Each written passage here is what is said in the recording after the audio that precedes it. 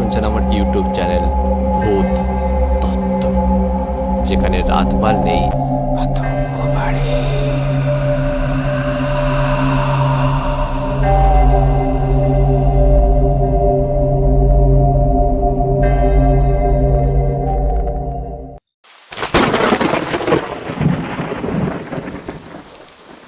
নমস্কার, সকলকে স্বাগত জানাচ্ছি ভূত তত্ত্বের আরও একটি জমজমাট ঘটনার সাথে।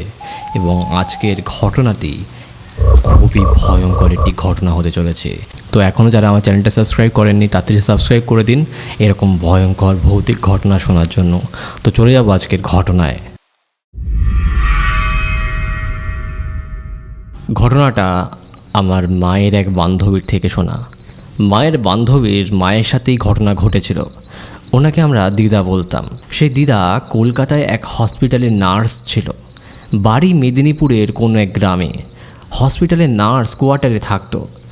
মাঝে মাঝে বাড়ি যেত। বাড়িতে কেউ ছিল না বলে বাড়িতে ফেরার টানটাও কম ছিল।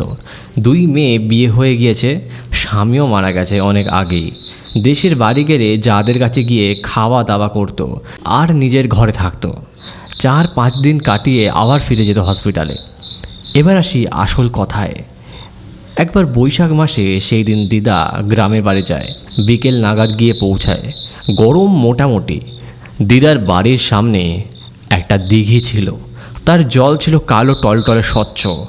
সবাই দিঘিতে দুপুর 2টোর মধ্যে স্নান সেরে চলে আসে, তারপর কেউ যায় না। আর সামনের থেকেই সবাই কাজ সেরে নেয়, কারণ দিঘির বেশ বদনাম আছে। অনেকেই নাকি মাঝ বরাবর গিয়ে ডুবে মরেছে। সে কথা দিদা জানতো, কিন্তু সেদিন আর তত খেয়াল নেই। দিদা গা ধুতে দিঘিতে যায়, আর তখন সন্ধে নামছে, অথচ পুরো অন্ধকার হয়নি। একটু বিকেলের আলো আছে, গোধূলি যাকে বলে। দিদা নেমে গা ধুচ্ছে। একে গরম, তারপর দিঘির পরিষ্কার ঠান্ডা স্বচ্ছ জল। দিদা শাড়িটা খুলে জলে বিছিয়ে দিয়ে সাঁতার কাটছে। কেউ কোথাও নেই বলেই শাড়িটা খুলে জলে বিছিয়ে দিয়েছিল। হঠাৎ দেখে একটা মেয়ে উল্টো দিক থেকে চুলটা খোলা আর চুলটা সামনের দিকে করা দিদার দিকে এগিয়ে আসছে, সাঁতার কেটে শাড়িটা ধরতে। দিদা যখন নামে, দিঘি তো দূর, আশেপাশে কেউ ছিল না।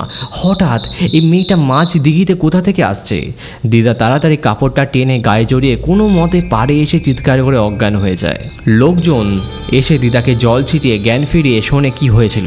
তখন দিদা যা বলে, বর্দি তুমি ভুলে গেলে এই দিঘির কথা। জানো, আগের মাসে তুমি হয়তো শোনোনি, ঘোষদের বাড়ির যে ছেলেটা মিলিটারিতে কাজ করে এসেছিল, ওর বিয়ের কথা চলছিল। সেদিন ফিরে যাবে, তার আগের দিন ওর দাদার বউ ওকে বলেছিল, তুমি তো মিলিটারি, পুরো দিঘি সাঁতার কাটতে পারবে। ভেবেছিল ছেলেটা ভয় পাবে। ছেলেটা বলে, আমি মিলিটারি, এ দিঘি এপার ওপার করা কোনো ব্যাপার না আমার কাছে। কিন্তু মাঝ বরাবর যেতে ছেলেটা তলিয়ে গেল। বৌদি সবাইকে চিৎকার করে ডাকলো। পুরো দিঘি সেচে ফেললো, পেলই না কেউ। অনেকে ভাবলো যে ইয়ার্কি মারতে ডুব সাঁতার দিয়ে হয়তো ছেলেটার অন্যদিকে উঠে লুকিয়ে আছে। কিন্তু পরের দিন বডি ভেসে উঠল। বৌদিটার কি কান্না, বলে আমার জন্যই এ সর্বনাশ হলো। তখন মোবাইল না থাকায় দিদা সে খবর পায়নি। বলল, আসলে এতদিন তো দেখিনি, বেলা 12টার মধ্যে সব কাজ মিটে চলে আসতাম। বহু লোক দুপুর 2টোর পর দেখেছে পাড়ে একটা 18-19 বছরের মেয়ে এলো চুলে বসে বসে কাঁদে। কি অদ্ভুত ভয় পেয়েছে যারা তাকে দেখেছে। অনেকের জ্বর হয়ে এসেছে। বহু বছর আগে গ্রামে একটা মেয়ের প্রেম হয়েছিল ব্রাহ্মণবাড়ির একটা ছেলের সাথে। মেয়েটা ছিল দাসদের বাড়ির। ঘোরাফেরা, এমনকি বাড়িতে অমর্তে গিয়ে তাকে বিয়ে করবে বলে ছেলেটা তাকে প্রেগনেন্টও করে দেয়। পরের বাড়ির পছন্দে পাল্টি ঘর দেখে বিয়ে করে নেয়। সেই মেয়ে ওই দিঘিতে গিয়ে আত্মহত্যা করে দুপুর 2টো নাগাদ। তারপর থেকে ওই দিঘি অভিশপ্ত। এরপর দিদা বেশ কয়েকদিনের জ্বরে পড়ে, মসজিদে গিয়ে ঝাড়ায়। বহুদিন গ্রামে বাড়িতে আর যায়নি।